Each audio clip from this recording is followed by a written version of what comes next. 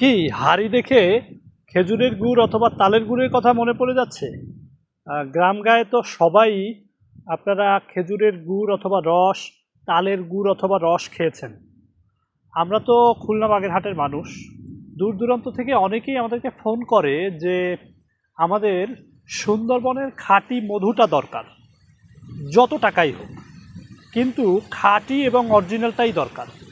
তো এই জায়গাতেই কিন্তু আমরা অর্গানিক দেশি ফুড খাঁটি মধুটা নিয়েই কাজ করছি। আর অর্গানিক দেশি ফুডের বয়স কিন্তু অলমোস্ট 5 বছর হয়ে গেছে।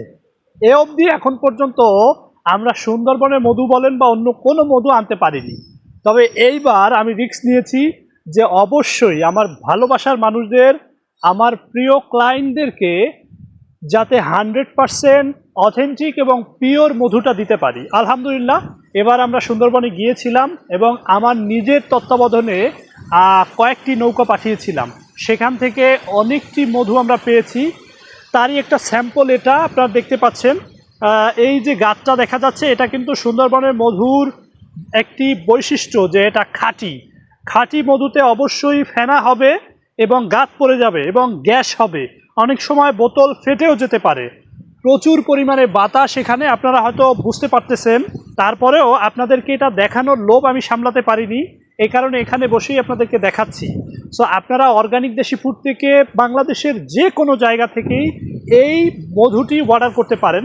এটি কিন্তু সম্পূর্ণ আনপ্রসেস, 100% র। আমরা মধুর চাক পেয়েছি, চাক কেটে রসটি অর্থাৎ মধুটি বের করে এই বোতলে দিয়ে বুক সিল করে আপনাদেরকে পাঠিয়ে দিব। এখানে আর কোনো ধরনের প্রসেসিং বলেন অন্য কোনো কিছুই নাই। সো অর্গানিক দেশি ফুড থেকে এই খাঁটি মধুটি অর্ডার করতে আমাদের ফোন নাম্বারে কল করতে পারেন অথবা আমাদের ওয়েবসাইট www.organicdeshifood.com-এ অর্ডার করতে পারেন। সবাইকে ধন্যবাদ।